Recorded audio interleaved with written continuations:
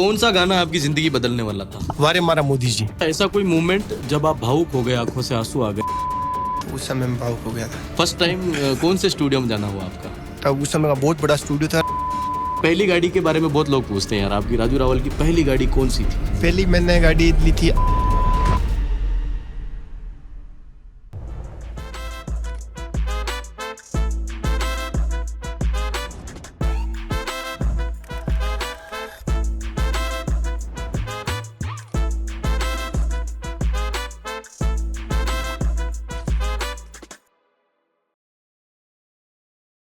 अच्छा, एक कुछ टाइम पहले एक वीडियो वायरल हुई थी आपकी समाज सेवी नारायण पदाला जी के साथ में, इसमें आप सोशल मीडिया पर आके ये स्टेटमेंट दे रहे थे कि आज के बाद मैं अपने स्टेज पे किसी भी डांसर को नहीं नचवाऊंगा। क्या हाँ। विवाद था यार, ये आगे बोलना क्यों पड़ा? विवाद नहीं था ऐसा कुछ भी। उसका रीजन यही था कि जैसे कि कुछ डांसर है जैसे कि, तो उनका कुछ डांस अश्लील था जैसे कि देखा जाए तो वही कुछ स्टेप वगैरह। और अब जैसे देव नारायण भगवान का जागरण हो गया, तेजा जी का हो गया, सांवरिया सेठ का हो गया, तो वहाँ पर जैसे भी मैं भजन गा रहा हूँ और उस पर ये डांस हो रहा है ना, वैसे बहुत पहले होता था। मैंने भी बहुत सारे प्रोग्राम किए, लेकिन जब भी मुझे रियलाइज हुआ यार कहीं ना कहीं ऐसा नहीं आपने भी किए? हाँ, बहुत सारे किए। देखो मैं इससे मना नहीं करता कि मैंने नहीं किए, बहुत सारे वीडियो है, लेकिन वो एक समय था अज्ञानता पूर्वक, मुझे इतनी जानकारी नहीं थी। और जब से मुझे रियलाइज हुआ कि यार अपने को ऐसा नहीं करना चाहिए था। अच्छा, ये क्यों रियलाइज हुआ आपको, कैसे रियलाइज हुआ? रियलाइज होने का रीजन ही एक ही है कि जैसे कि आज कोई प्रोग्राम है, जो सामने बेटी है, बहन बेटियां, तो उन पे कहीं ना कहीं वो आप समझ सकते हो कि उसमें अपनी बहन बेटी बेटी हो कोई भी, तो थोड़ा सा अच्छा नहीं लगता बहुत, क्योंकि और एक भगवान के नाम पे अगर ऐसे डांस वगैरह करना ही है तो वो ऑर्केस्ट्रा का प्रोग्राम हो सकता है, कुछ शादी ब्याह का हो सकता है।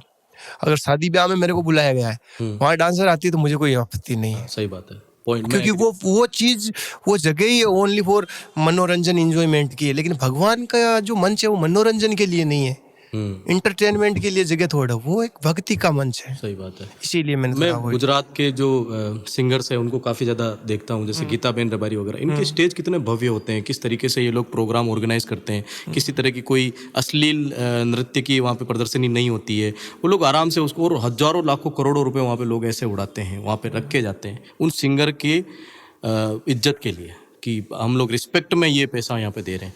क्या उस तरह के प्रोग्राम राजस्थान में नहीं हो सकते? होते हैं ना, राजस्थान में होंगे, अभी भी होने लगे हैं और आगे भी होंगे। वैसे राजस्थान में बहुत सारे कलाकार की भक्ति में, जैसे गोकुल जी करते हैं तो ठीक है, उसमें भी कोई नृत्य वगैरह नहीं होता है। उस तरह के अगर चीजें और आगे बढ़े तो अब इसके लिए सबसे बड़ी बात क्या है कि वो ऑडियंस के हाथ, ऑडियंस को समझना पड़ेगा। हाँ, जैसे कि आप मनोरंजन भी करो, एंजॉय भी करो, लेकिन वो एक अलग जगह होनी चाहिए। जैसे कि शादी ब्याह का हो गया, या फिर आप एक भगवान के नाम पे ना करके एक ऑर्केस्ट्रा के नाम पे कर लिया, तो वहाँ कोई इशू नहीं है। बाकी अगर अपने भगवान के मंच पे अगर करते हैं तो हाँ, डांसरे बुला सकते हैं जो मर्यादित डांस करती है, अच्छा डांस कर रही है, वो नाच रही, तो अपने क्या तकलीफ, अपनी बहन बेटियां भी तो डांस करती है। आने वाले टाइम में ये जो अश्लीलता वाले प्रोग्राम है ये बंद हो जाएंगे आपके? वैसे धीरे धीरे मेरी सोच के अनुसार कम हो रहा है। अच्छा, चलन कम? पहले ज्यादा था, अभी साल भर में बहुत ज्यादा उसमें वो आया उनका डाउनफॉल। तो ये जो नृत्यांगनाएं हैं जिनको इस इंडस्ट्री से नुकसान हुआ, ये किस इंडस्ट्री में जा सकती है भविष्य में? देखो, नुकसान की तो क्या बात है, हर आदमी क्या कि जब एक रास्ते पे जा रहे हैं अपन, समझो उस पे एक तालाब आ गया, तो रास्ता चेंज नहीं करेंगे? बिल्कुल बदलेंगे, सही बात है। आपने भी रास्ते हाँ, बस वही, अगर उनको लग रहा है कि इस चीज में थोड़ा सा पब्लिक अपने को हेट कर रही, तो खुद में चेंज ला सकते हो। परफेक्ट जवाब। अच्छा, पैसों की और यूट्यूब की थोड़ी सी बात करेंगे तो यूट्यूब पर एक सिंगर असल में कितना कमा लेता होगा? जेन्युइनली पूछ रहा हूँ मैं। वो कोई कह नहीं सकते है, हर सिंगर का एक अलग है। कोई सिंगर है जो ऐसा भी है जो आप कितना कमा लेते हैं? वैसे वही घर परिवार चल जाए, इतना कुछ ज्यादा नहीं कमाता हूँ। फिर भी यूट्यूब से ज्यादा पैसा है कि जो शोज करते हैं उससे ज्यादा पैसा है? सोच तो क्या है, वो डेट के ऊपर है। जैसे पंजाबी इंडस्ट्री की मैं बात करूं तो उनका जो स्टेटमेंट्स होते हैं वो ऐसे होते हैं कि हमको यूट्यूब से उतना नहीं मिलता जितना हम शोज से पैसा कमा लेते हैं। उनके शोज की जो प्राइस होती है ना, बहुत हेवी होती है। अच्छा, टिकट्स हेवी होते हैं उनका? एक शो 20 लाख, 25 लाख, 50 लाख, 40-40, 50-50 हजार के टिकट्स होते हैं यार। एपी ढिल्लो वगैरह के, इनके होते हैं, हनी सिंह के, इनके तो और भी और महंगे होंगे शो वगैरह। 1-1 लाख रुपए, 2-2 लाख रुपए के प्राइवेट टिकट्स होते हैं हनी सिंह के। सही है। यूट्यूब में इतना नहीं है पैसा? यूट्यूब में देखो कोई कंटेंट चल जाता है, अच्छा गाना तो मान लो कि मैं एज ए सिंगर एक गाना अपलोड करता हूँ 3 से 4 मिनट का और मेरे को 2 से 3 मिलियन व्यूज आ गए, तो मुझे कितना पैसा मिलेगा इस वीडियो से? ऐसे ही एग्जांपल, आपकी तो बात कर ही नहीं सकते, आप बताओगे हो नहीं कि 2-3 मिलियन चल गया होगा। हाँ 3 मिलियन चल गया मेरा गाना, OTT भी अच्छा खासा चल गया, क्वालिटी भी जबरदस्त और जगह जगह बज रहा है मेरा गाना। राजस्थान का जो अपना रेशियो है इसके अकॉर्डिंग 50-60 हजार 70 हजार रुपये मिल जाएंगे बस। हाँ, इतने ही मिलेंगे। अब देख लो, ये रियलिटी है यूट्यूब की कमाई की। व्यूज और इनकम के बीच का सच क्या है? जो काफी लोग बताते हैं ना, मेरा कंटेंट लेके उन्होंने अपने, जैसे कि एक सिंगर है हमारे राजस्थान की सुप्रसिद्ध सिंगर प्रकाश जी माली जी, उन्होंने बीच में कुछ बताया था कि ये जो ऑर्गेनाइजर्स है ये जो वीडियोस बना के इनके चैनल पे डाल देते हैं, इसकी वजह से मुझे नुकसान हो रहा है, आने वाले टाइम में अगर डालते हैं तो इसको मैं ब्लॉक करवा सकता हूँ। मेरे नज़र से वो सही भी था, क्योंकि हर इंसान का अपना कोई व्यू पॉइंट होता है, वो उनके पॉइंट ऑफ व्यू में सही होंगे। आप क्या मानते हो इस चीज़ को लेके? क्या आपके गाने कोई और डाल सकता है या नहीं डाल सकता? 2 रीजन है। एक सबसे बड़ी बात तो ये है कि उनकी जगह वो भी सही है, और जो जिन्होंने शूट किया ना उनकी जगह वो भी सही है। सही बात है। अब जो एक समय था 20 साल पहले कोई गाना, अब मैं वहाँ एग्री नहीं होता हूँ कि अगर वो बंदा प्रकाश जी के कंटेंट को राइट्स करवाता है या OTT वगैरह वहाँ पर करता है तो गलत। अगर वो यूट्यूब पे करता है ना तो कहीं ना कहीं कर सकता है, क्योंकि उस समय है ना वो एक दौर था, हमने गाने कर लिए, वो राइट्स हमेशा प्रकाश जी के रहेंगे। आज जैसे उन्होंने कोई भजन गा दिया और वो चाहे उस जमाने में किसी यूट्यूब लाइव वाला आ गया, उसने शूट कर लिया उस प्रोग्राम में, तो वो भजन उसका नहीं हो सकता, पर उसका रेवेन्यू तो वो कमाए। हाँ रेवेन्यू तो वो तो कमा सकता है, क्योंकि अगर अपन को उस समय एलर्जी थी तो उससे वहीं बंद करवा सकते थे। सही बात, उस समय बंद हो जाता तो सही होता। हाँ, क्योंकि उस समय वो आया, चाहे उसे किसने बुलाया या प्रोग्राम वालों ने उसे पैसे दिए, वो एक अलग उनकी डील हो सकती है, क्योंकि वो एक समय था। नहीं, पर जैसे कैमरामैन अगर वहाँ आए हैं तो किसी न किसी ने उनको, ऐसा भी होता था। एक समय था जब राजस्थान में मैंने जब स्टार्ट किया था, हम गोपाल जी गुजर, तो वो उस समय कैमरा बंद करवाते थे। अच्छा। कि भाई हमारा जहाँ पर भी मंच प्रोग्राम होगा ना वहाँ पर कोई कैमरा नहीं लगेगा। क्या कारण से? अच्छा, कंटेंट प्राइवेसी के। हाँ, प्राइवेसी के। और वैसे बहुत सारे सिंगर भी होते हैं कि भी मैं आऊँगा तो मेरे लाइव शो में मेरे ही कैमरे लगेंगे, ये भी होता है।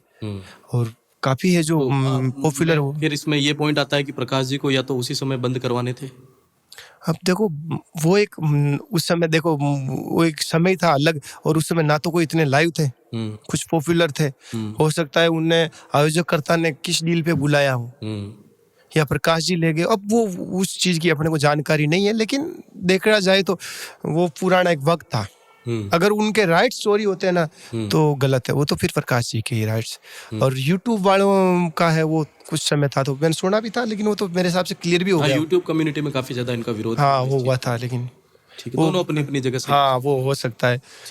बाकी आप कमेंट करके बताओ, आपको पता है, पब्लिक ज्यादा समझदार है मेरे ख्याल से। ज्यादा मुझे पता नहीं। अच्छा, कौन सा गाना आपकी जिंदगी बदलने वाला था? आपको लगता है कि यार ये वाले गाने की वजह से मेरी लाइफ चेंज हो गई, राजू रावल इस गाने की वजह से बना?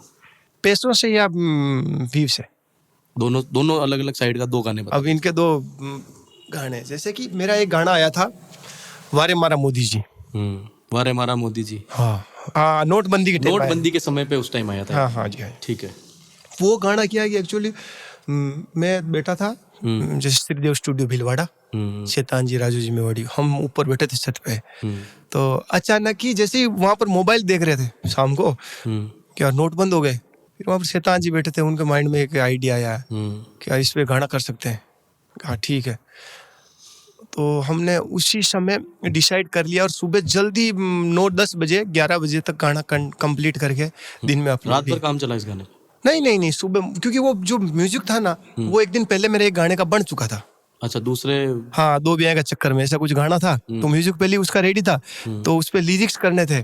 तो सुबह जैसे ही मैं मॉर्निंग बैठा था कि भाई इस पे लिरिक्स लिख देते हैं, मैंने कुछ लिरिक्स लिखे, उसी दौरान शंभू जी मीणा है वो आ गए थे, तो फिर हम दोनों ने मिलकर उसके लिरिक्स लिख लिए और रिकॉर्ड किया, और 2-2.5 घंटे बाद में उसे पब्लिश भी कर दिया था। और उसका जैसे काफी लोगों को कॉल आए थे, यार हमें तो पता ही नहीं नोटबंदी हो गई, तुमने गाने पहले बढ़ा दिया, इसका मतलब गाने की वजह से इन्फॉर्मेशन फैला थी। हाँ, ये हो गया था। तो इस गाने की वजह से उससे मैं जैसे कि एकदम लोगों के बीच में नाम गया था कि यार राजू रावल कोई। उससे पहले गाने चले थे लेकिन वो इतने ज्यादा वायरल नहीं थे। तो इस गाने की वजह से तो मिली पहचान। और सबसे ज्यादा पैसा किस गाने से कमाया आपने? मैंने नहीं कमाया। किसने कमाया? कंपनी वाला। साक्षी रिकॉर्ड्स तो आपका ही है। नहीं वो तो मैं पर उस पे मैंने कोई पैसे नहीं कमाए। बाकी मेरा सबसे बड़ा गाना देखा जाए तो ले फोटो था। कौन सा? ले फोटो। ले फोटू ले। हाँ। ये कब आया था ये गाना? ये इस कौन गाने में गाने? बहुत ज्यादा विवाद था। ये गाना मेरे साथ 2018 का था। 2018 का। हाँ। कंपोजिशन भी आपकी थी या ये कोई गाने से इंस्पायर्ड थी? ये गाने से इंस्पायर्ड थी। ठीक। गुजराती गाना था पर मैंने उसको जैसे कि कुछ लिरिक्स वगैरह सारे कुछ मेरे डिफरेंट थे और उस करके किया था। तो इसका जो ओरिजिनल रेवेन्यू है वो किसके पास गया फिर? वो गाना पहले मैंने फर्स्ट में तो किया था, कोई एक बंदा था हैदराबाद साइड रहते थे वो। मैंने जैसे ही गाना बनाया तो उनको सेल कर दिया था। कभी वो बोले गाना, तो मैंने कहा रामदेव जी वाला गाना लो आप चढ़ा देना। अभी उन्होंने यूट्यूब पर चढ़ाया, फिर उनके कुछ दिन रखा और फिर दूसरी जगह लाइव हुआ। ऐसे बहुत सारे बेटर हुए उसमें। तो कितने मिलियन चला हुआ ये गाना? मैंने गाया जो वो चला है समथिंग 100 मिलियन के 2 अराउंड। मिलियन के आसपास। और जो उसका जो वापस जो कॉपी हुआ था ना वो 1 बिलियन के अराउंड है। 1 बिलियन? हाँ 1000। क्या बात कर रहे हो, मेरे को पता नहीं थी ये बात। हाँ वो 1 बिलियन था। किसने कॉपी किया था ये? वो जैसे नीलू रंगीली है, मंगल सिंह जी की मिसेज। अच्छा। जैसे मेरे धर्म सिस्टर है। तो मेरा जैसे ही तो गाना सबसे ज्यादा पैसे 1 बिलियन वालों ने कमाए। वैसे उनको भी इतने नहीं मिले। अरे नहीं यार, 1 बिलियन किसको कहते हैं? अरे वो पर मैं कहता हूँ ना जानकारी का अभाव। उस समय मोनेटाइज नहीं हुआ या ऐसा कुछ? नहीं, मोनेटाइज भी था लेकिन उस समय क्या ये गाने कंपनियों के अंडर में चलते थे। लेबल के जैसे आपका बड़ा लेबल है तो हम कुल मिला के उन्होंने या तो वो गाना Royalty ट्यूनकोर based वगैरह किसी को दिया होगा तो वो नहीं, ट्यूनकोर नहीं था उस समय। उन्होंने उस समय वो चेतक के साथ काम कर रहे थे साथ। तो उन्होंने उनके वहाँ पब्लिश कर रखा था तो कुछ परसेंटेज उनको मिल रहे थे और चैनल उन्हीं का था, इनका नहीं था उस। कौन सा गाना आपको अब तक सबसे महंगा पड़ा? पीसा कैसा गाना हम समूह ज्यादा लग गया? एक गाना हो गया कशो रामदेव जी को महंगो तो कितने बढ़िया हो, लेकिन हम जो पैसा लग गया जो रिफी पाचो ना मार जाने कुछ डूब गया गानो बढ़िया। एक खमा खमा करके गानो बढ़िया गानो बना को प्रयास भी बढ़िया की तो गानो बनियो भी बढ़िया हो लेकिन पब्लिक ने पसंद ना आयो न चलियो। क्या कारण रहा नहीं पसंद आने का? हो सकता फीडबैक तो मिले होंगे ना, लोगों ने मिलके बताया होगा कि यार इसमें ये अच्छा नहीं था या क्या कुछ, या उनके टेस्ट का नहीं था? हाँ ये हो सकता है, टेस्ट का ना थोड़ा सा अलग सा था जो। ठीक है। क्या आज का आर्टिस्ट सिर्फ पैसा देखकर म्यूजिक बना रहा है या फिर उसको लेगेसी चाहिए? दोनों चीजें। कुछ ऐसे बंदे भी हो सकते हैं जो पैसा देखकर बना रहे हो और कुछ ऐसे हैं जो उनको वो चाहिए। सही अप्रोच क्या होनी चाहिए? पैसे के लिए काम करें या नहीं, लेगेसी के लिए काम करना चाहिए। पैसा तो पीछे पीछे आ ही जाएगा। पैसा पीछे पीछे आ जाएगा। आज जैसे कि भी लोग 2, 2.5, 3, 4 हजार तक ही म्यूजिक करते हैं और ऐसे लोग भी राजस्थान में जो एक म्यूजिक के 3-3 लाख रुपए भी ले रहे हैं। वो भी म्यूजिक डायरेक्टर है। जब अपना काम बोलेगा ना। अच्छा राजू जी, एक क्वेश्चन है, पुलिस थाने में जाना हुआ कभी आपका? कोई गिरफ्तारी वारंट निकला, केस लगा या कुछ हुआ हो? मेरे को नहीं पता, अंदर कभी नहीं गया, भगवान ने बचाया अब तक तो। केसेस वगैरह तो हुए? हाँ वो छोटे मोटे वो तो हुए थे लेकिन कभी प्रोग्राम में हुआ था अभी, हालांकि ठीक है उसमें आपका तो कोई फॉल्ट था नहीं मेरे ख्याल से। बहुत सारे सिंगरों पे और भी। अब तो फ्री है वो। ठीक है। क्या आपके साथ कभी कोई धमकी वाला कोई सीन हुआ कि फोन करके गाना वाना हटवाने की धमकी मिली हो, ये गाना हटा दो? नहीं ऐसी में, क्योंकि अब देखो मैं खुद के फेम के लिए बोल जाऊँ ये वो चीज़ बने, ऐसा कभी हुआ नहीं। और बाकी देखो अगर आगे बढ़ते हैं ना तो जिंदगी में कुछ स्ट्रगल तो करना ही पड़ता है, लोग पीछे लग ही जाते हैं। सही बात है। अच्छा वो गाने सुनते हो कभी जो जिसमें लोग अपनी जिंदगी बताते हैं गानों के अंदर कि मैं इस तरह का था, ये बना, फिर ऐसे ऐसे हुआ? ऐसा कोई गाना आपने किया हो या करने का विचार हो भविष्य में? नहीं मैंने अभी तक तो नहीं किया। बनाओगे कभी ऐसा अपनी लाइफ के ऊपर गाना? हाँ बना सकते हैं, क्यों नहीं बना सकते। अगर लोगों को उसके प्रति इंटरेस्ट होगा, भाई लोग बोलेंगे कि भाई ऐसा होना चाहिए। पर जहाँ तक मुझे पता है मेरी जिंदगी के बारे में ऐसी कोई चीज़ नहीं है जो मेरे से जुड़े हुए हैं, जो मुझे जानते हैं अब तक, उनको ना पता हो, सभी को पता होगा। क्योंकि मेरी जिंदगी खुली किताब है, जो मैं हूँ वही क्लियर हूँ, जो दिख रहा हूँ जो बोल रहा हूँ वही ऐसा है। हाँ हो सकता है कि थोड़ा लैंग्वेज का है कि मैं हिंदी इतनी ज़्यादा नहीं बोलता, बाकी देसी भाषा में बात करूँ, लेकिन अब बार की या थोड़ी सी मजबूरी भी है कहीं ना कहीं। दूसरे जो लोग अपना क्षेत्र बाहर का है तो वहाँ इस जीवन थोड़ा समझ में मिल जाए। सही बात है। अच्छा आज तो आपके पास खुद का स्टूडियो है अपने गांव में, अपने होम स्टूडियो भी बना रखा है। हाँ सावरे शेठ की कृपा है। फर्स्ट टाइम कौन से स्टूडियो में जाना हुआ आपका? फर्स्ट टाइम मैं जोधपुर गया था। जोधपुर? हाँ। अब वो स्टूडियो का नाम मैं नहीं जानता है, लेकिन इंद्रेन पैलेस करके एक होटल है उसके ऊपर था। अच्छा। हो सकता है उस समय का बहुत बड़ा स्टूडियो था, लेकिन नाम माइंड में नहीं था। अभी भी है वो? होगा होगा पता नहीं। जोधपुर के अंदर ही था, तो मैं वहाँ गया था पाली से। वहाँ पर पर वहाँ रिकॉर्ड नहीं कर पाया था। अच्छा, रिकॉर्ड नहीं हुआ था। और अब देखो उसमें ना तो उनकी गलती है, क्योंकि उस समय मेरे अंदर भी वो चीज़ नहीं थी। अब मैं महसूस कर सकता हूँ, उस समय मुझे ये रियलाइज नहीं हुआ था। मुझे उस समय लगा यार स्टूडियो वाले में बहुत ईगो है, गाना रिकॉर्ड नहीं कर रहे। और आज के टाइम में भी नए कलाकार होते हैं ना, कुछ ऐसे सोच लेते हैं, लेकिन स्टूडियो वाला भी स्टूडियो वाले की जगह सही है। सही बात। कि उसके पास इतना समय नहीं रहता है। और भी आर्टिस्ट आते हैं, उनको खुद को प्रोजेक्ट भी करने होते हैं। जब अपन वो चीज़ नहीं कर पाते तो फिर वो तो बोलेंगे नहीं यार सीखो, कुछ हमें लगा। और सीखना जिंदगी में बहुत ज़रूरी है। सही बात है। वैसे वो जब माँ बाप अपने जो बोली कार थमा दे अपने को, एक बार ठोक भी दी तो कोई तकलीफ को नहीं करे, बैठे ठोकी रेडी करा दिया। लेकिन अगर दूसरे ही गाड़ी अपन इंसान थोड़ा थमा, सीधा तक ड्राइविंग लाइसेंस लाने दे, हमारे तक गाड़ी ने पकड़ाओ। तो जैसे जोधपुर में आपने बताया कि आप वहाँ गए, फिर वो गाना भी रिकॉर्ड नहीं हो पाया किसी कारणवश। तो वो क्या है कि वहाँ जाने का रीजन ही मेरा ये था कि फर्स्ट में जैसे मैं कालू राम जी के भजन सुनता था, तो वहाँ पर जो नंबर मिले थे ना, वो मनमीत कैसेट के नंबर थे, सुमेरपुर वाले, गणपत जी नागर। तो उनसे मेरी बात हुई, उन्होंने मुझे बुलाया। फिर उन्होंने बोला राजू तू जोधपुर जा, उन्होंने ही नंबर दिए थे। वहाँ गया था मैं, रिकॉर्ड नहीं हो पाया। फिर उनको बताया, उन्होंने कहा यार यहाँ नहीं हो रहा तो कोई नहीं, थोड़ा और प्रयास कर। और ये अभी भीलवाड़ा में स्टूडियो खुला है, मेवाड़ी। अच्छा, नया नया खुला था। हाँ, तब बड़ा मुश्किल था ना उस टाइम। हाँ, उस भीलवाड़ा में स्टूडियो था ही नहीं, क्योंकि राजू भाई शैतान जी ये खुद जयपुर जाते थे उस समय। तो इन्होंने जैसे स्टूडियो लगाया था तो गणपत जी ने मुझे राजू भाई के नंबर दिए। फिर मैं उस समय पाली रहता था, तो पाली से आया बस में भीलवाड़ा, और राजू भाई को कॉल किया। तो फिर राजू भाई से मिलना हुआ, उनके स्टूडियो गया था, छोटा सेटअप लगा रखा था उस समय। और उन्होंने कावाखेड़ा में था। हाँ, कावाखेड़ा में था। 2-3 लाइनें रिकॉर्ड की थी। और फिर गणपत जी को सुनाया था कि यार गा तो ठीक रहा है बंदा, कि ठीक है। तो फिर मैंने कहा चलो ठीक है। फिर उस समय पैसे भी नहीं थे मेरे पास, तो गाना मैं उस समय बढ़वा नहीं पाया था। अच्छा, क्या फाइनेंशियल, अभी आपने पैसे की बात हाँ, की, तो मैं वहाँ आ जाता हूँ। फाइनेंशियल कंडीशन कैसी थी आपकी उस टाइम? फाइनेंशियल कंडीशन तो क्या बताऊँ, देखो गरीब से थे पहले। आप पाली काम करते थे? मैं ऐसे शौक से चला गया था भाई के पास, साथ में चलना। जो मेरा बड़ा वाला भाई था ना, बड़े पिताजी का, तो वो था। तो मैं क्या साथ में मैं भी कुछ सीखूंगा, छोटा मोटा काम कर लूंगा। और पिताजी थे तो वो चुनाई का काम करते थे, कारीगर थे वो। और वैसे नॉर्मल बिल्कुल उस फैमिली से बिलोंग करता था। जमीन है थोड़ी बहुत सी, 2-2.5 बीघा जमीन है, उसमें खेती बाड़ी करते थे। वैसे उसी सिस्टम से। और मेरे ख्याल से इस वक्त तक तो आपके घर वालों को भी पता नहीं होगा कि छोरा म्यूजिक इंडस्ट्री में जाना था। हाँ, नहीं उस समय कोई पता नहीं था। अब मैं जैसे भीलवाड़ा आया था ना, तो उस समय पैसे नहीं थे रिकॉर्डिंग के, तो मैं वापस चला गया। फिर मैंने कुछ समय काम किया, उसके बाद में कुछ पैसे इकट्ठे किए, वापस भीलवाड़ा आया।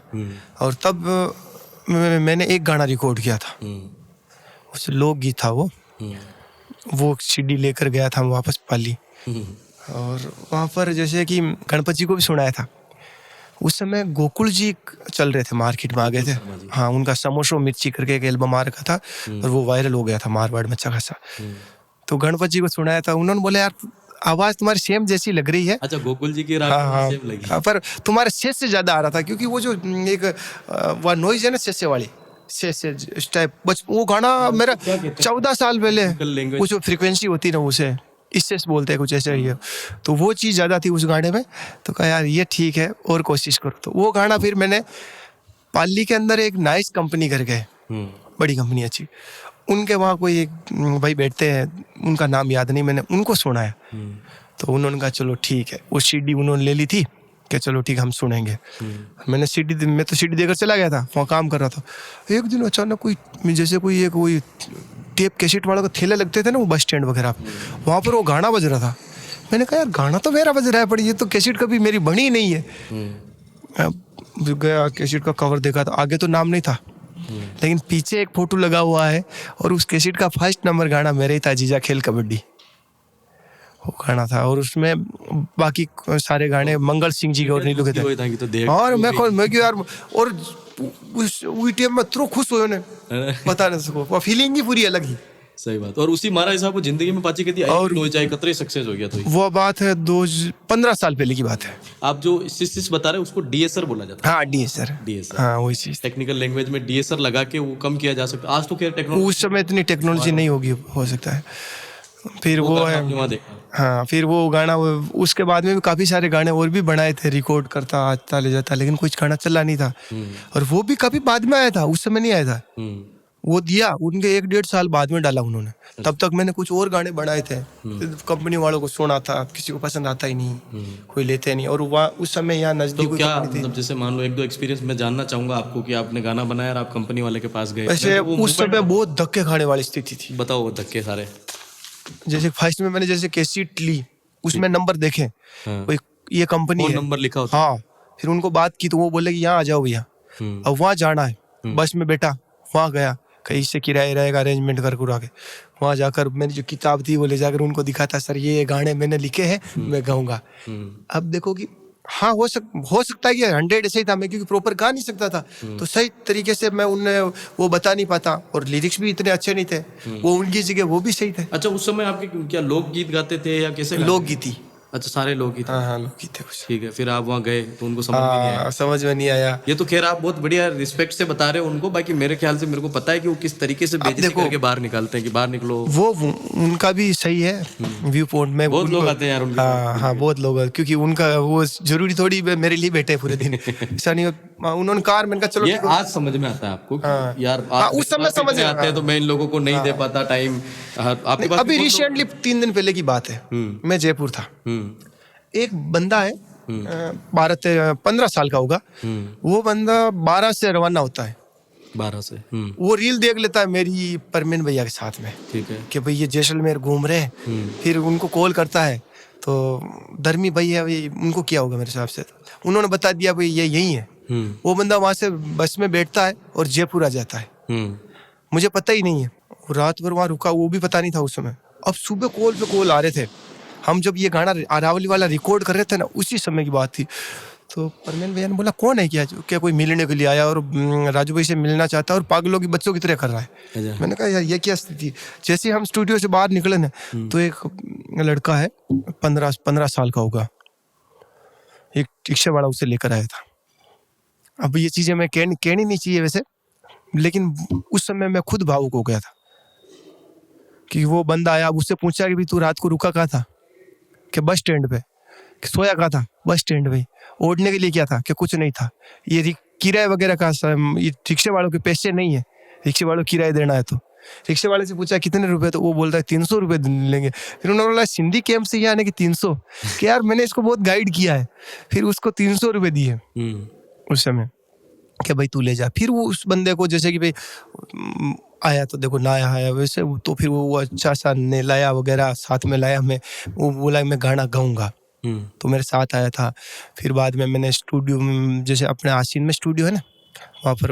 अच्छा, आप जयपुर से उसको आसीन लेकर? हाँ, आसीन लेकर आया था, एक दिन मेरे पास ही रुका, अभी 2 दिन पहले की बात। ठीक है। तो उससे फिर मैंने स्टूडियो में भेजा, वहाँ पर गया हो, जब गाना गाने लगा तो उससे नहीं गा पाया हो, लेकिन उसके माइंड में वो मेरे जैसी चीज थी कि मैं अच्छा गा सकता हूँ, लेकिन स्टूडियो वाले से रिकॉर्ड नहीं कर रहे। कॉन्फिडेंस था पर सामने वाले की वो चीज उस समय रहती है ना, कोई भी चीज अपन को में काम करते हैं ना, तो फर्स्ट में जब अपने को जानकारी नहीं रहती ना, तब अपना काम अपने को सबसे बेस्ट लगता है। सही बात। कि फिर अपन सोचते हैं यार ये सही नहीं कर रहा है, लेकिन जब अपने को थोड़ा अनुभव होगा ना, तब अपने को लगेगा यार अपन उस जगह गलत थे। सही बात है। और मेरे ख्याल से ये वही आर्टिस्ट कर पाता है जो अपने बीते दिनों को याद कर लेता है कि यार मैं भी एक समय ऐसी स्टेज पे था, मैंने भी दर दर की ठोकरें खाई, मैं लोगों के स्टूडियो में गया और मुझे किसी ने भाव नहीं दिया, पर मैं दूंगा। अभी वो बंदा आकर गया, नहीं गा पाया, लेकिन मैंने उसे यही बोला कि भाई तू सीख रहे आराम से, अभी तेरी उम्र कम है, साल भर तू लगा भी देगा ना, साल भर बाद में तू गाएगा ना, तब तुझे ये रियलाइज होगा कि यार उस समय मैं सीख नहीं पा रहा। अभी जैसे एक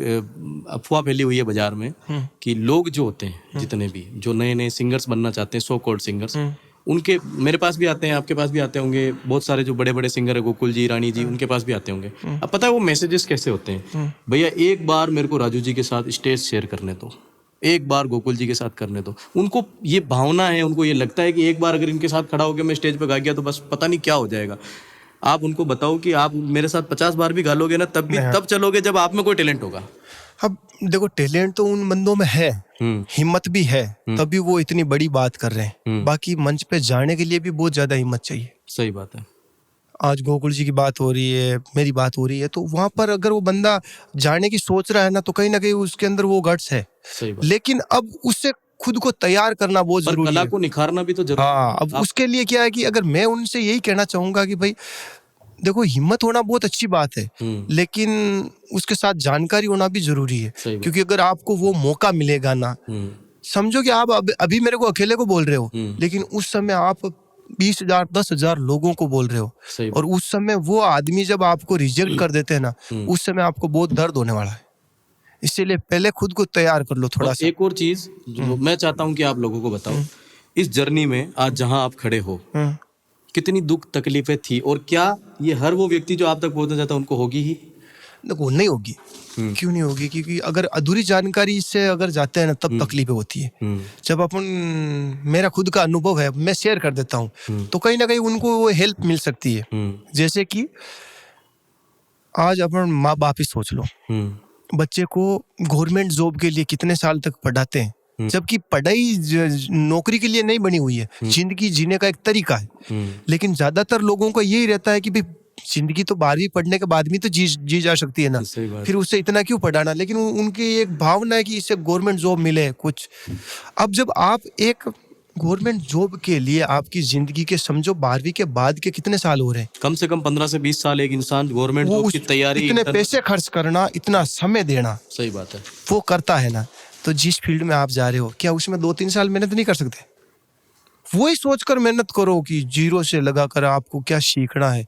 अगर आप दिल से मेहनत करते हैं ना, तो ये कोई चीज म्यूजिक में मुझे लगता है कोई हार्ड नहीं है, कोई भी बंदा कर सकता है। अगर वो ठान ले कि मुझे म्यूजिक में जाना है, मुझे गाना है, तो देखो आवाज भी मैटर नहीं करती। पहले मेरा ये सोचना था कि यार मेरी आवाज हाई रेंज पे है तो मैं सिंगर बन सकता हूँ, मेरी आवाज लो रेंज पे है तो मैं सिंगर नहीं बन सकता। ये मैटर नहीं करता है, क्योंकि हर गाने का एक अलग टोन हो सकता है। जैसे कि भाई काफी ऐसी सिंगरों को भी सुना होगा आपने, वो गाना सुना, राणा जी मुझको माफ करना गलती मारे से हो गई। अब उसमें जो आगे जो फीमेल वोकल है ना, उसका टेस्ट पूरा डिफरेंट है, लेकिन बॉलीवुड वालों को भी उस आवाज की जरूरत पड़ी, उन्होंने उस आवाज को ही चुना था।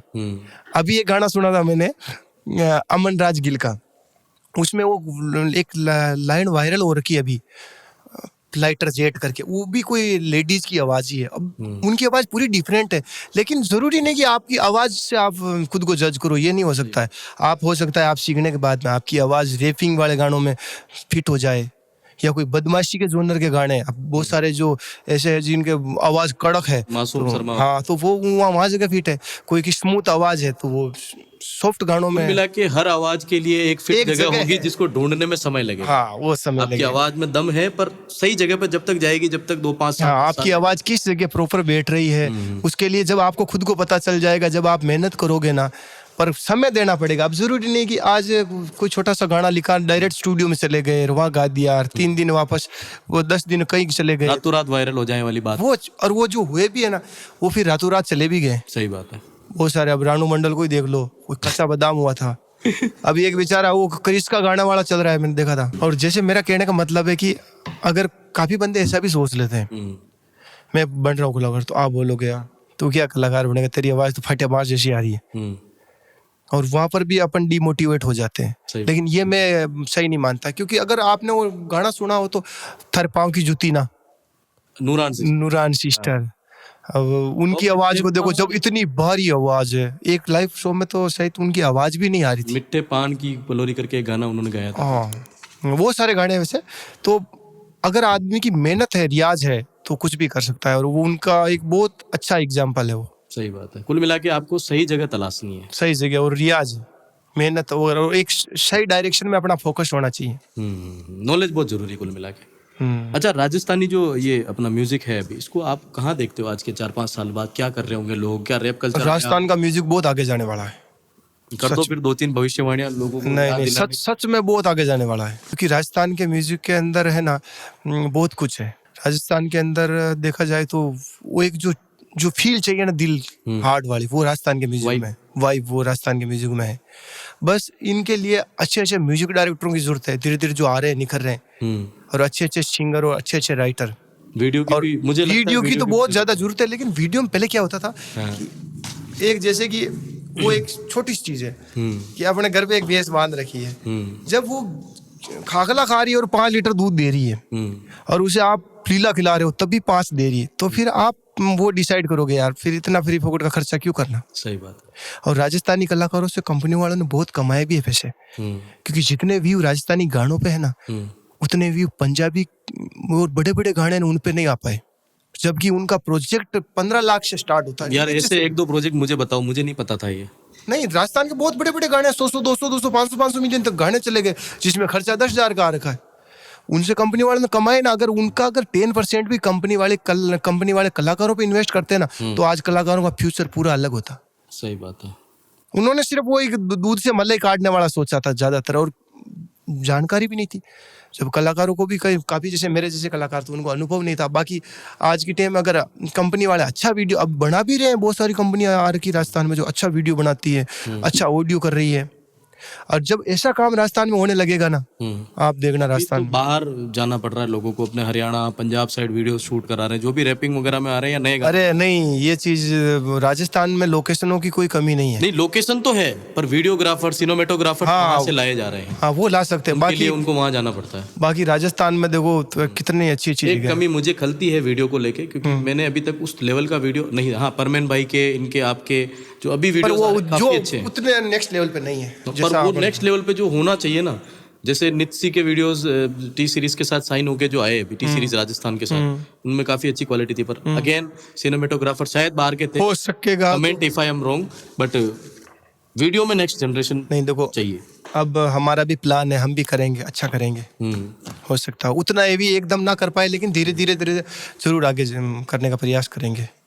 और जब अच्छा काम होगा ना, तो राजस्थान, क्योंकि राजस्थान का एक तो देखा जाए ना, क्षेत्रफल बहुत बड़ा है, और राजस्थान की ऑडियंस है ना, वो आर्टिस्ट को दिल से सपोर्ट करती है। सही बात है। जैसे पंजाब हरियाणा उस एरिया के अगर कलाकारों को देखा जाए ना, तो उनके गानों को चलाने के लिए बहुत पसीना आ जाता है। मतलब अपॉर्चुनिटी बहुत तगड़ी है राजस्थान में, क्योंकि अभी तक वो कंपटीशन नहीं है यहाँ। कंपटीशन नहीं, अभी यहाँ पे सुपर डुपर तगड़ा काम करने की जरूरत है। और पंजाब और हरियाणा में क्या, वहाँ पर हर दिन नए आर्टिस्ट आ रहे हैं, अच्छे से अच्छा कंटेंट आ और रहा है। आजकल ये सुनने वाले किसी के सगे नहीं रहे। इनका है कि आपका गाना अच्छा है तो आज आपको सुन लेंगे, कल आपको अनफॉलो, कल उसका बढ़िया है उसको सुन लेंगे। लेकिन राजस्थान में कट्टरता तो है अभी भी।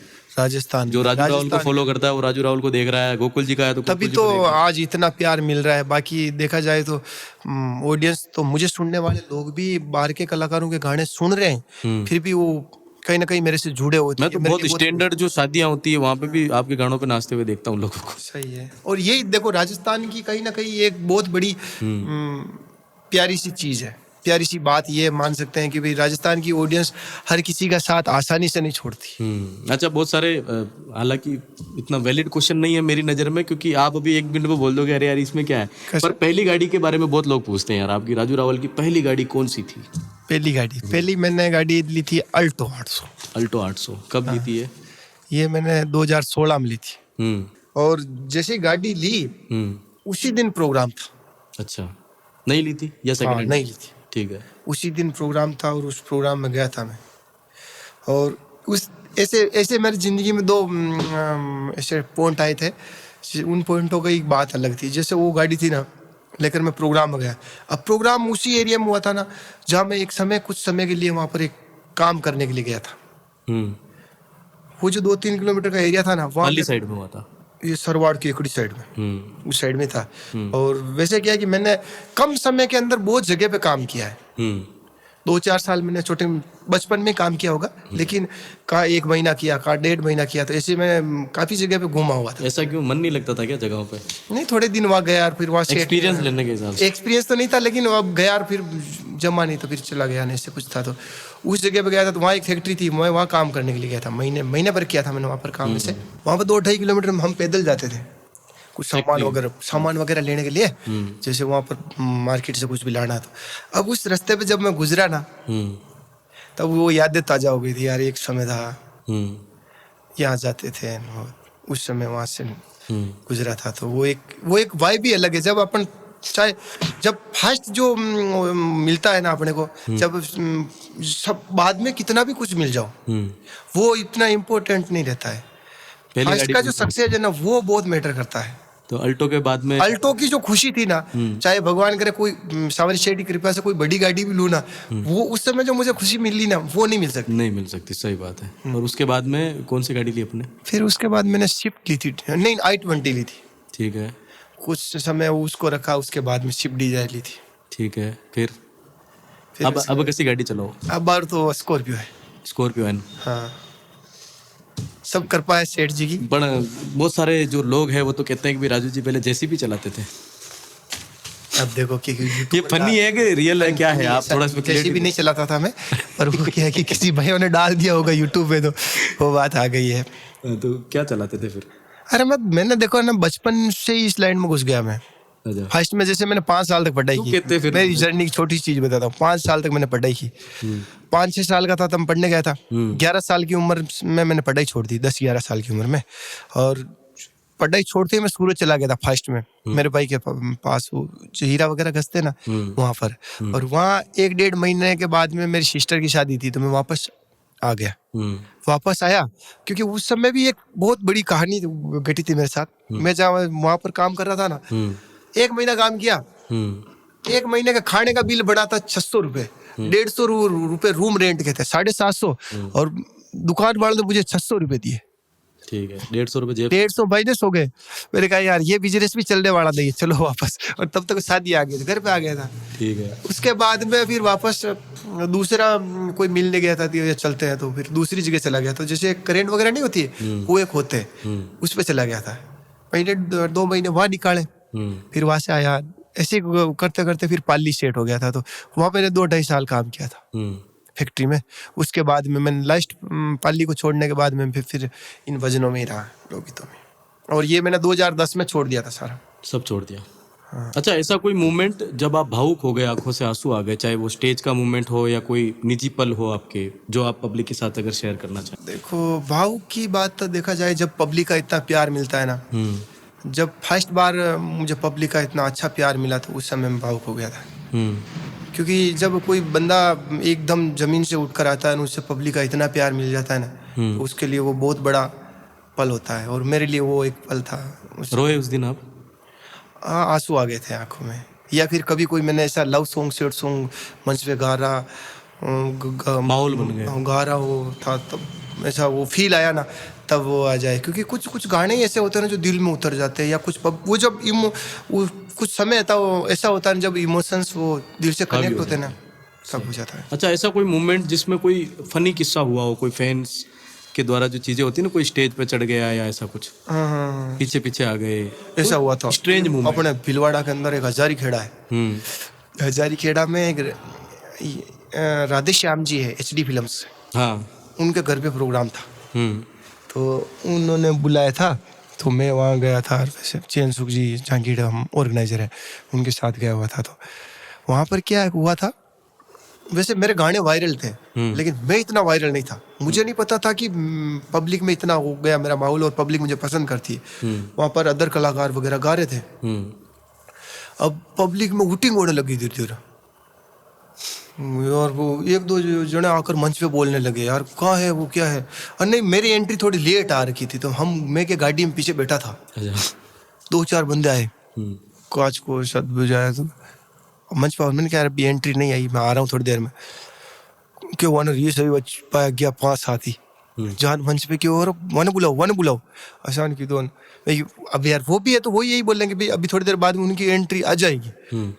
फिर वो 8-10 आदमी माहौल बना, मैंने चैन सुख जी ने कहा चलो चाय पानी पी कर आते हैं, अभी 10-15-20 मिनट और लग जाएंगे। पास में एक स्टॉल थी, तो जैसे गाड़ी को पीछे करने लगे, और वो 20 भैया है जो गाड़ी को आगे से उठा लिया। गाड़ी का दोनों टायर आगे से अदर हो गए। तो डर वर नहीं लगा यार, ये मार पाओ? बोला यार भाई राजू गाड़ी फोड़ था कि अपन चल चाय बाद में पीवा, और डायरेक्ट आई जैसी फाट के खोली और बाहर निकले। और डायरेक्ट जो भजन चल रहा था मेरे हिसाब से उसको आधे में स्टॉप करना पड़ा।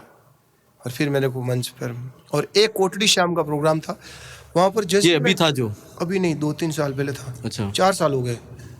जब छोटी मोटी मेरे वो कंट्रोवर्सी चल रही थी, नीरज जी का नहीं था वो, भीलवाड़ा साउंड शंभू जी का प्रोग्राम था, वो करवाते हैं हर साल। तो उसमें गया था, तो जैसे गेट की तरफ, गेट के वहाँ पहुंचा, पब्लिक ने ऊंचा लिया था पूरा। ऊंचा कर ही मंच पे ले जाकर छोड़ दिया। तो ये बहुत बड़ा फल था। मतलब कट्टरपंथी है राजू जी आपके यहाँ। रियल में जो भाई लोग हैं ना वो जुड़े हुए दिल से हैं, वो दिल से सपोर्ट करते, प्यार करते। और ये कहीं ना कहीं मेरा अगले जन्म के पुण्य है जो मुझे मिल रहे हैं। बाकी मेरे अंदर ऐसी कोई विशेष चीज नहीं है। वो तो आपको नहीं दिखती ना। नहीं, मैं वैसे अच्छा गायक भी नहीं हूँ। अरे यार ये तो मजाक कर दिया आपने यार। किसने कह दिया आप अच्छे गायक नहीं? मुझे खुद को लगता है कि मैं अच्छा नहीं गा सकता। ऐसा लगता है कि आप अपनी जिंदगी से दाब गए हो। आपको यूं लगता है कि बस मैं सेटिस्फाई नहीं हूँ और कहीं जाना है आपको। अभी बहुत बड़े सपने हो सकते हैं आपके। थोड़ा सीखने का प्रयास कर रहा हूँ कि थोड़ा बहुत अच्छा सीखूं, फिर कहूँ। तो क्योंकि देखो, क्या वो सपने हैं जो आपको लगता है कि मैंने बचपन में या म्यूजिक करियर स्टार्ट किया जब देखे और आज वो आपके पास सब कुछ है?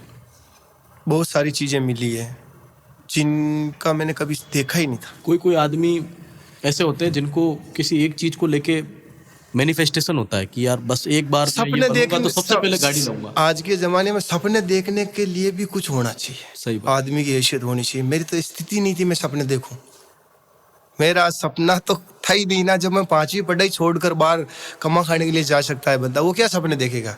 और मेरी जिंदगी में वो सपना नहीं था। बस वो एक मन में था कि मैं कलाकार बनूं, गाऊं, सिर्फ कलाकार। और फिर भगवान की कृपा और पब्लिक का प्यार मिला, मैं आगे बढ़ता गया, चलता गया। और जैसे मुझे समझ आई ना, फिर मैंने सपने देखना स्टार्ट किए। क्या सपने देखे फिर आप? कि यार भाई मेरे को भी एक अच्छा कलाकार बनना चाहिए। मेरे को भी दुनिया के अंदर लोग जाने, राजस्थान से बाहर के लोग भी जाने। राजस्थान के अंदर भी जो अच्छे कलाकार हैं उनकी नज़रों में मेरी एक अच्छी रेपुटेशन हो कि भाई राजू अच्छा गाता है, अच्छा बंदा है। बस वो नहीं, बाकी देखो फेम तो हर किसी को मिल सकता है, पर वो एक दिल से रिस्पेक्ट हो, वैसा फेम हो, बस मुझे यही नीड थी। पर सेटिस्फाइड तो आज भी नहीं हो आप? हाँ, अभी नहीं हो। पॉपुलर हो, सब कुछ है, कब हो जाओगे सेटिस्फाइड? नहीं, अभी मैं क्यों नहीं हूँ, इसका भी एक रीजन है। क्योंकि मेरी जो ऑडियंस है ना, वो एक दायरे में बटी हुई है। मेवाड़ हो चाहे मारवाड़ हो, लेकिन एक जनरेशन, एक उम्र का गैप है ना, उस एज के लोगों के अंदर, बच्चों के अंदर मेरा अच्छा क्रेज है। लेकिन जो आज भी के समय में जो अच्छे जानकार है, समझदार है, जो उम्र में है थोड़े से, उनकी नजरों में कहीं ना कहीं यही है यार राजू रावल ने तो वही गाने गाए हैं। बस वो कहीं ना कहीं वो रहता है थोड़ा सा मेरे जैसे गाँव में भी है। तो कहीं ना कहीं मेरा माइंड सेट ऐसा है कि एक दिन उनको भी ये पता चले कि यार भाई लेजेंड था बंदा अच्छा कर रहा है। अच्छा, एक चीज और होती है, आम बात हो चुकी है, हालांकि सिंगर होता है वो कहता है ना भाई घर में कभी इज्जत नहीं होती उसकी। तो ऐसा कभी फील नहीं, गांव में बाहर गांव में लोग ऐसा कुछ नहीं है। वैसे गांव से बाहर आसीन में देखो बहुत अच्छा प्यार, अच्छा रिस्पॉन्स, इज्जत वगैरह ऐसा कुछ नहीं है। और परिवार वाले पापा करते हैं? हाँ, बढ़िया किया मेरे छोरे ने। नहीं, अच्छा था। कभी फर्स्ट में तो पापा को लगता था कि ये कोई नहीं है, समय खराब करने की प्रक्रिया है। पर फिर जैसे जैसे गाने चलने लगे ना, तो मुझे तो नहीं बोलते थे, लेकिन जैसे मेरे दोस्त वगैरह है, एक मिलाद है जेबारी करके, तो उनके साथ जब भी कभी वो मैंने कभी बोला हो भाई यार वो जाना है, तो वो कहीं वो साथ में गए हो ना, तो वो बता रहा था कि जैसे कि अदर जो बंदे मिलते हैं ना, उनके सामने बताते थे कि भाई मेरा बेटा है राजू रावल का। तो प्रहलाद जी वापस आके बताते होंगे? हाँ, उन्होंने बताया। वो एक फील अलग है, दुनिया एक तरफ और पिताजी एक तरफ। हाँ देखो, वो तो बात अलग है। अच्छा, दोस्ती यारी के अंदर अगर मैं बात करूं तो जब आप नए चालू हुए उस समय के लोग आज भी हैं साथ में, आपके दोस्त हैं आज? या सही है, कुछ है, सारे हैं करीबन। लेकिन मेरा मानना ये की है कि चाहे आप कितने भी सक्सेस हो जाओ, लेकिन जो मैंने जो मिस पॉइंट खो दिया ना, वो हर आदमी की जिंदगी में ना हो तो बेटर है। क्योंकि अब देखो मैं सक्सेस हुआ भी हूँ, लेकिन मेरा जो सक्सेस है ना, वो मेरे पिताजी देख नहीं पाए। अब देखो उनकी 2020 में डेथ हो गई थी, और मेरा कहीं ना कहीं थोड़ा सा भगवान की कृपा से जो सेट हुआ ना, 20 के बाद में सेट हुआ था। क्योंकि उससे पहले गाने चले थे, लेकिन मुझे मिला कुछ नहीं था, क्योंकि सारे पैसे कंपनियों के पास जाते थे। मुझे तो कोई खर्चे पानी के पैसे मिलते थे, उनमें मेरा मुश्किल से गुजारा चल रहा था। जब कहीं ना कहीं थोड़ा सा ये यूट्यूब का अच्छा सा सपोर्ट मिलने लगा, तब जाकर मैं कहीं आगे बढ़ा हूँ। आज अगर वो होते ना, तो उन्हें और ज़्यादा प्राउड फील होता कि भाई ये सेट भी हो गया लाइफ में। गर्व होता उनको आपके ऊपर। हाँ, बस मेरा बेटा मेवाड़ में, और मेवाड़ नहीं बल्कि पूरे आज अगर ये मैंने डांसरों का ये जो बोला ना कुछ वल्गर हो रहा है, वहाँ नहीं करूँगा, अगर वो चीज़ वो सुनते ना, तो बहुत अच्छा लगता है उनको। सही बात।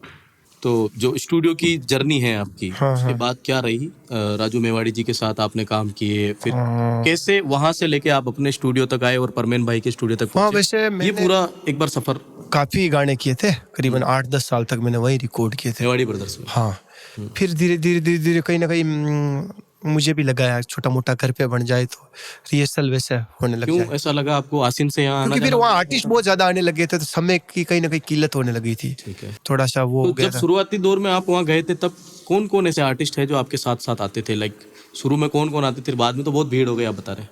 हाँ शुरू में भी आते थे कुछ, फर्स्ट फर्स्ट में जाता था तब काफी कलाकार थे। गोकुल जी आते थे एक, हाँ आते थे। और ऐसे कोई बड़ा नाम जो आपको याद हो, आज आप याद करते हैं कि उस समय जो आप रानी जी की रानी रंगीली जी आते थे, और ये हमारे क्षेत्र के प्रभु जी है वो प्रभु आते थे। भंडारिया जी, हाँ वो आते थे, और भी यस। हाँ यश बन्ना। उस यार समय- यश बन्ना का नाम, हालांकि मेरा एक मित्र है जिन्होंने मेरे को पर्सनली फेसबुक पे मैसेज करके कहा कि यार इन्होंने जो राजस्थानी नहीं यश बन्ना है ना, यश बन्ना के गाने मेरे से पहले चल गए, लेकिन हाँ। हम मिले हुए उनसे पहले। अच्छा। जब मेरा एक एल्बम था ना, हम्म। उसकी शूटिंग में वो आए थे अच्छा। और हम मिले थे किशनगढ़। तब उन्होंने बोला यार मैं गाने गा रहा हूँ, क्या चल सकता हूँ? मैंने कहा चल सकते हो, क्यों नहीं चल सकते हो। हम्म। वो हमने शूट किया था, वो कोयल बोली ढलतोड़ी माजल रात, हम्म। वो गाना उन्होंने गा रखा है रानी जी। और मेरे भी कुछ गाने, वैसे वो गाना ओरिजिनल था मेरा। फिर गोपाल जी साहब ने बोला कि यार ये फीमेल वोकल में अच्छा लगेगा, तो फिर उन्होंने रिकॉर्ड कर दिया था। तो उस एल्बम में यश बन्ना थे। उन्होंने बोला था कि मैं करता हूँ, मैंने कहा करो यार। फिर उन्होंने कोई एक गाना बनाया था जलेबी बाई करके, फर्स्ट गाना हो सकता है मेरी नजर में वो चल। फिर एक उनका वो आटो कसीर चमक चमक कुछ गाने अच्छे चले। आटो कसी चक्की को, ये तो गोकुल जी का था ना शायद। पहले गोकुल जी ने गा रखा था, अच्छा, उन्होंने बाद में वापस से इन्होंने रीमेक उसे किया। डीजे टाइप में कर लिया था। ठीक है, तो ये कुछ कलाकार थे जो वो एक दौर अलग था एक पूरा। दौर था उस समय, एक अलग ही भावनाएं होती थी, उस समय- म्यूजिक का मतलब अलग था उस टाइम। उस समय मेरे गाने जो हाय जानू बयान और वो उस टाइप के थे, बोल फटाफट आई लव यू, और उस टाइम के चले थे। उस टाइम की भी एक अपनी लेगेसी है देखो। हाँ पर वो गाने भी वैसे कहीं कहीं देखा जाए तो पुराने गाने थे ना, उनकी एक वाइब ही अलग है। सही, क्योंकि अपने आप पैर उचकने लगते हैं, आप अपने आप डांस करने लगते हैं। अभी वो चमक चमक को ही देख लो, वो गाना कितने साल पुराना है, लेकिन आज वो अभी चल रहा है। सही बात है। उसी के म्यूजिक पे तो अभी वो गाना आया था राजमावर का, फॉर्चूनर, आपने देखा हो तो अच्छा चल।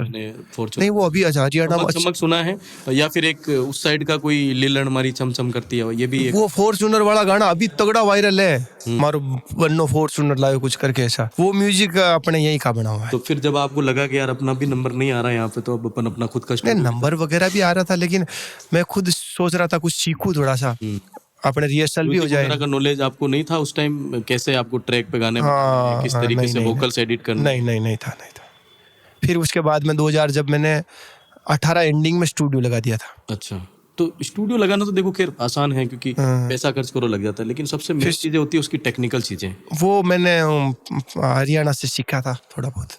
ऐसे अफवाह भी फैलती है बहुत सारी कि अमित सिंह रोहटकिया के साथ आपने काम करना और सीखा वहां से कुछ। नहीं ऐसा वो सही मेरे अच्छे मित्र है, पर सीखा उनसे नहीं मैं। अच्छा, इनसे सीखा। मैंने सीखा थोड़ा बहुत, जो डी चंदू करके है, अच्छा। हरियाणा में मिक्स मास्टर करते हैं, उनके दादाजी, उनके पापा है सॉरी, उनके पास गया था तो उन्होंने बताया था, फिर उनके टच में था तो थोड़ा धीरे धीरे सीखता गया थोड़ा बहुत। और अमित सैनी रोहतकिया जी से आपका कैसा क्या रिलेशन? वो तो मैं हरियाणा गया था जी, वैसे GR म्यूजिक है गौरव भाई, उनसे भी मेरा अच्छा संपर्क है। तो उस समय वो वहाँ रिकॉर्ड करते थे सारे गाने जो बदमाशी के ये आए थे ना उस समय 2019 से कुछ सालों बीच में, तो वहाँ मिले थे, फिर हमारा अच्छा से बातचीत होने लगी थी। आगे कोई है प्रोजेक्ट उनके साथ आने वाला?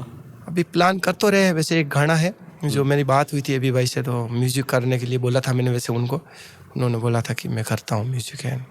वैसे अच्छा सपोर्ट, उन्होंने मेरे को 2-3 बार आगे रहकर बोला यार राजू तू कुछ कर यार, अच्छा मेरे से कुछ हेल्प चाहिए तो मैं करने के लिए तैयार। कैसा नेचर वाइज? बढ़िया, बहुत गुड है, जोली नेचर है यार। ये जो सिस्टम सेट वाला जो गाना है अभी जिसके बारे में हम बात कर रहे थे, तो इसका म्यूजिक मेरे को थोड़ा अलग फील हुआ। मेरे को लगा कि यार ये आपके सारे गाने एक तरफ, तो ये क्या किसका था ये वैसे हम DK ब्रो से दिनेश भाई उन्होंने बनाया था। दिनेश म्यूजिक कानपुरा। हाँ दिनेश म्यूजिक कानपुरा, बहुत सारे गाने वैसे बनाए। कैसा क्या एक्सपीरियंस रहा आपका इनका पास्ट में? नहीं अच्छा है, वैसे हम काफ़ी सालों से जुड़े हुए। पहले वो भीलवाड़ा मेवाड़ी बरदस में काम करते थे, यहाँ लगे थे तभी से। उसके बाद अब DK म्यूजिक, फिर वो वहाँ करते थे, उसके बाद में हमने मिलकर स्टूडियो किया था। मैंने घर पे स्टूडियो किया था, वहाँ पर भी काम दिनेश भाई करते थे। अच्छा, उसके बाद में खुद का किया उन्होंने, साथ कर रहे हैं। बहुत अच्छा म्यूजिक का रिस्पॉन्स रहा। काफी लव सॉन्ग आए थे ना, इग्नोर, आखिरी सलाह वगैरह नहीं, सब वही हुए थे। हाँ सब। क्या ऐसा स्पेशल है उनमें कि आपके ज्यादातर गाने अब उनसे आते थे बीच में भी? देखो म्यूजिक भी अच्छा करते हैं और व्यवहार वगैरह भी बहुत अच्छा है। व्यवहार मायने रखता है कि म्यूजिक? देखो दोनों चीजें मायने रखती है। फिर भी व्यवहार की जगह व्यवहार होना चाहिए, म्यूजिक की जगह। अगर कोरा व्यवहार है और काम नहीं है तो फिर फिर भी काम मजा नहीं नहीं चलने है, वाला। सही बात है। और काम अच्छा है और बंदा व्यवहार में नहीं है तो फिर वहाँ पर भी नहीं तो ये मिल दोनों टैलेंट है उनमें। पाएगा। हाँ, दोनों है। आगे भी प्रोजेक्ट देखने को मिलेंगे। हाँ, अभी आने वाले हैं हमारे कुछ प्रोजेक्ट। एक इमेज देखी थी मैंने आपके इंस्टाग्राम पे, जिसमें राजस्थान प्रदेश कांग्रेस कमेटी के अध्यक्ष गोविंद सिंह जी डोटासरा जी ने आपको इनविटेशन दिया था वहाँ आने के लिए, एक गाने के उपलक्ष्य में। उस गाने का नाम है तेजल सुपर डुपर। हाँ, इसके बारे में बताओ यार थोड़ा सा, ये क्या कुछ किस्सा था? बिल्कुल। वैसे तेजा जी महाराज का गाना था वो, हम्म तेजल सुपर डुपर। हम्म। और पब्लिक का बहुत अच्छा रिस्पांस मिला मुझे। कितने मिलियन चला ये गाना? वो अभी 58 मिलियन है अपने चैनल पे। तेजा जी महाराज की कृपा से अभी वो गानों मैंने कुल मिलाकर कम मार दी, 2 भी है।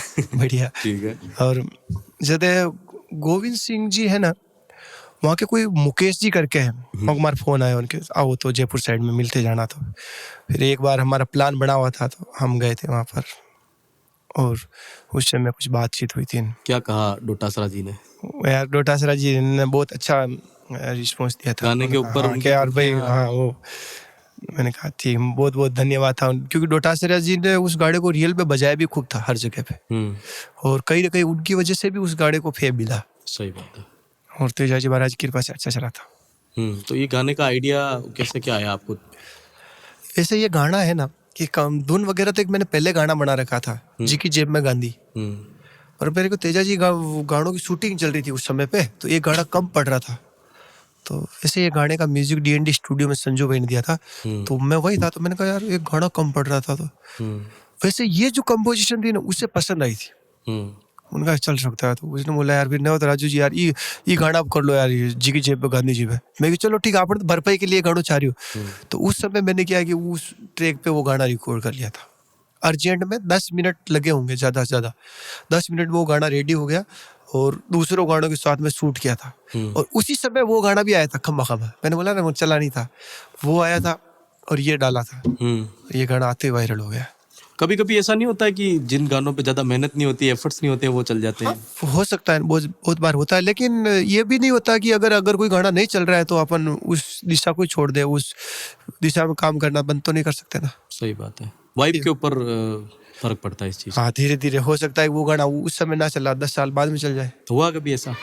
हुए ना काफी गाना। कौन से गाने को लेके हुआ? अभी ये गाना चल रहा है हाय जनवियान, हाँ, हाय जनवियान। इंस्टाग्राम पे मैंने देखा है, जबकि वो गाना 2013 का है। वो तो उस समय भी चला था, लेकिन अभी भी अच्छा चल रहा है। तो बहुत बार होता है। पर्सनली आप किसको सुनते हो? कौन कौन ऐसे सिंगर्स है जो आपकी प्लेलिस्ट में है, जिनको आप मैं वैसे देखा जाए ना, अब मार्केट का एक व्यू पॉइंट अलग है।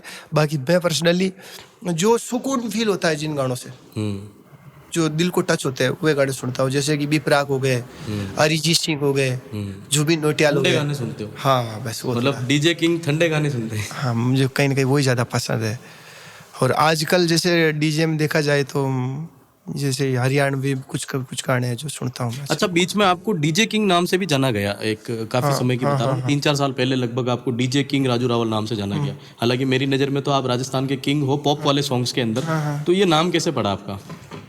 वो ऐसे ही लगा दिया था कंपनी वालों ने, उस समय काम कर रहे थे तो डीजे किंग अच्छा शब्द लगा उनको, तो आगे लगा दिया था। वैसे माई चौधरी करके अच्छे मित्र थे शिखर साइड के, तो उनको अच्छा लगा कि उस समय गोपाल म्यूजिक कंपनी में करते थे हम काम। क्या सोच के उन्होंने ये डीजे किंग नाम आपके आगे लगाया? अच्छे गाने चल रहे थे, एक अच्छा पॉइंट लगता है लोगों को, वैसे लगा दिया। क्या इसका कारण ये हो सकता है कि आपके क्योंकि गानों के पहली बात बताऊं ना, नाचने का मन कर ये जो जाता है? वोकल है ना, हाँ। ये जो सिंगर विगर जो लगता है, फर्स्ट में मेरे गाड़े भी लगी थी। इसलिए वो लग गया था, क्योंकि ये लगी थी तेजल लीलड़ चिड़गारे गाना आया था ना मेरा, उसके अंदर एक लकी भाई है भिलवाड़ा के मेरे हिसाब से, उसने बोला था तो लगा दिया। ठीक है। अच्छा, एक सांवरिया सेठ का फर्स्ट गाना आपका कौन सा चला?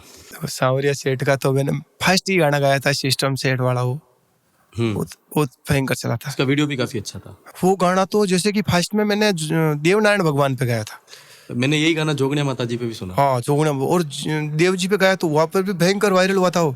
और जोगने माता पे गाया तो उन पे भी भयंकर था, और फिर सांवरिया सेठ पे भी भयंकर हो गया था। सबसे ज्यादा सांवरिया सेठ पे चला? हाँ, सबसे ज्यादा सांवरिया सेठ। इसका प्लान कैसे बना? सांवरिया सिस्टम सेट वर्ड कैसे लगा आगे? ऐसे ही दिमाग में आ गया था कि भाई भगवान की कृपा हो जाए, और सच में बहुत अच्छा रिस्पॉन्स मिला उसका। तो जबकि उसका वीडियो नहीं बनाया था मैंने, ऐसे MP3 डाला था, लेकिन करीबन वो भी 20 मिलियन है।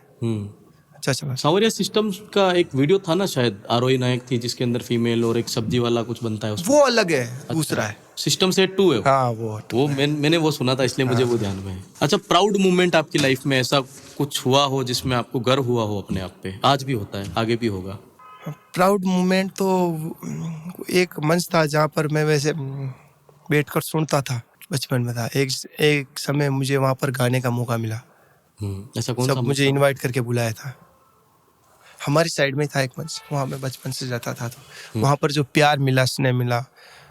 क्योंकि देखो बाहर की जगह पे तो सब पर जब खुद के एरिया के अंदर प्रोग्राम हो और वहाँ पर अगर अपने को वो चीज़ मिले तो कहीं ना कहीं थोड़ी सी अपने अपनों के बीच परफॉर्म करने का मजा अलग होता है। हमारे गांव के पास में प्रोग्राम होता है, वैसे 30-40 साल से वहाँ प्रोग्राम हो रहे हैं, और वहाँ पर मुझे 2019 में बुलाया था करीबन। और वहाँ पर जैसे वो जो सारी ऑडियंस थी ना, यानी उनका फर्स्ट ये कि मैं ही गाऊँ बस, तब मुझे पता चला कि यार मेरे एरिया में मुझे इतना प्यार करते हैं लोग। कई बार ऐसे शोज होते हैं जो गौ माता के नाम पे करवाए जाते हैं, है ना? जैसे समाज सेवी नारायण बटाला जी ने करवाया, आपके आसिम साइड भी हुआ जहाँ पर बहुत सारे कलाकार वगैरह। मैं मानता हूँ कि बहुत सारे कलाकार इसमें बिना पैसे के जाते हैं, आप भी उनमें से एक। हाँ, मैं भी जाता हूँ कोई। मैं आपकी भावना जानना चाहता हूँ इसके पीछे की। अब देखो पैसे तो कमा ही रहे हैं, वैसे भगवान की कृपा से अच्छा चल रहा है घर परिवार, लेकिन मैंने तो वो गोमाता के अलावा भी एक अलग मंच चुना था। जैसे मैं कहीं प्रोग्राम में जाता था ना, फर्स्ट में सोचा 2-3-4 साल पहले, तो मैंने एक चीज़ सोची थी कि एक भजन में गोमाता के लिए गाऊँ मंच पे, चाहे वहाँ डांसर हो। उस समय डांसरें भी आती थी, तो मैंने कहा कि एक भजन में डांसरें मंच पे नहीं आएगी, मैं एक भजन गाऊँगा। और उसमें जैसे कि जितनी भी ऑडियंस होती है उनको बोलता कि भाई जो राशि हो सकती हो, और वहाँ पर जो पैसे होते हैं इकट्ठे 10,000, 20,000, 50,000 जो भी हुए ना, वो एक मोमेंट बहुत अच्छा था, क्योंकि वो पैसे फिर वहीं की गौशाला में देना बहुत बड़ी बात, और वो काम आ जाते हैं। उसके बाद में वो चीज़ें बढ़ती गई है। उसके बाद में जब मैंने देमाली में गया था 3 साल पहले, वहाँ 2-2.5 लाख रुपए इकट्ठे हुए थे।